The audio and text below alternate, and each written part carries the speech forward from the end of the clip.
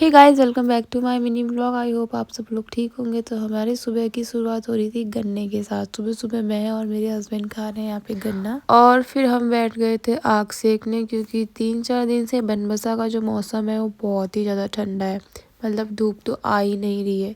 तो इन्होंने आग जलाई और हम लोग आग सेकने यहाँ पे थोड़ी देर बैठ गए थे।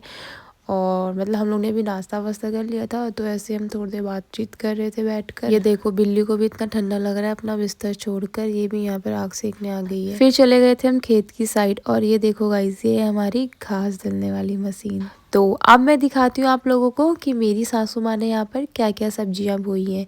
यहाँ पर देखो, ये है मेथी, धनिया और पत्ता गोभी, फूल गोभी, और ये है एक बैगन का पेड़। और देखो यहाँ पे हमने लहसुन, प्याज, आलू, मतलब बहुत कुछ बोया है। और वो सामने जो दिख रहा है ना, ये है बरसीम, हमारी भैंस के लिए। आप लोग देख सकते हैं कितना सुंदर नज़ारा लगता है ना, ये सब खेत खलिहान और ये पेड़। ये लीची का पेड़ है हमारा, और यहाँ पर ये आम के पेड़ है। और इन सब सब्जियों में पानी डालने की भी व्यवस्था की गई है। यहाँ पर ये है सरकारी नल, जिसके थ्रू हम लोग इन सब्जियों में पानी लगाते हैं, क्योंकि इसका एक टाइम होता है, या तो मॉर्निंग में आता है या फिर आफ्टरनून में आता है।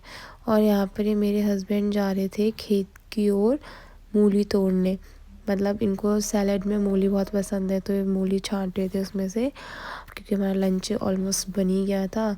तो इनके हाथ बहुत ही दुबली पतली सी मूली लगी, तो इन्होंने बोला चलो कोई नहीं, छोटी मूली खा लेंगे। तो फिर उसके बाद हमने देखा कि हमारा जो पाइप है वो बीच में से थोड़ा फट गया है।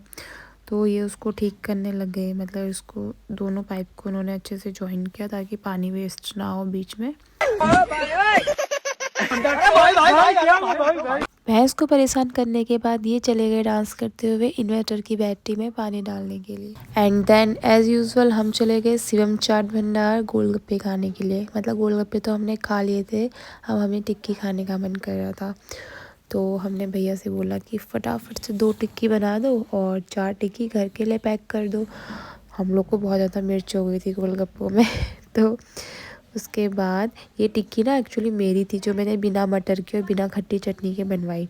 बट इनको देखो, इनको भी इस टिक्की में से टेस्ट करना है कि कैसी हो रही है ये टिक्की गोलगप्पे खाने के बाद फिर जब हम घर की ओर आ रहे थे, तो हमारी नज़र पड़ी बेकरी शॉप पर। तो हम वहाँ पर रुक गए कुछ ब्रेड और बिस्किट वगैरह लेने के लिए, जो कि बहुत ज़्यादा टेस्टी होते हैं।